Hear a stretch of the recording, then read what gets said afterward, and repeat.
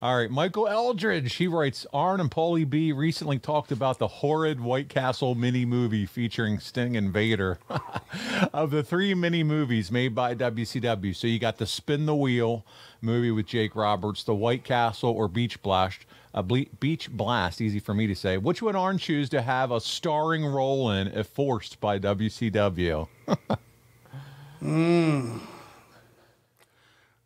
Well, I guess I could have got oiled up and walked around in the background on the beach, right? Yeah, the Beach Blast one. He could have done that. I could have pulled that off. Okay. That's probably the only thing that made any sense. We were just trying too hard to be entertaining, and we're really not qualified. We're not Hollywood. We're a wrestling organization. You know, we're out of our league. Yeah. We have another female member of the Arn Anderson fan club, Miss Heather Whitley, and she says, it was great seeing you and Brock on TV again where you belong. This may have already been addressed, but you mentioned earlier this year that Brock's contract was coming up soon. Has he re-signed? Not yet. It's up at the end of the month.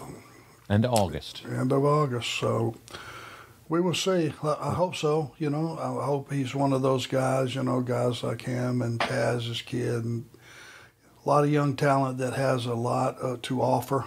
Just haven't had a chance yet. I hope things work out and we're able to stay. All right. Jonathan Woolridge is up next. He says, thank you, Arn and Paul, for putting on great podcasts. Thank you, Jonathan, for listening, man. He said, would Arn rather have had Jim Crockett come back when Bill Watts left WCW? Jimmy was an owner and not really a wrestling aficionado. I don't know what he could have brought to the table.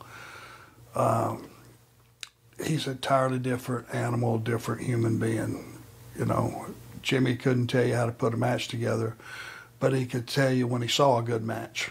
You know, Bill wanted to do it his way, and you know, even though he was an owner of his company, Mid-South, he was not an owner of WCW. So Jimmy would have just, I don't know, maybe he would have been smart enough to put the right guys in charge as his booker and office staff and top talent maybe.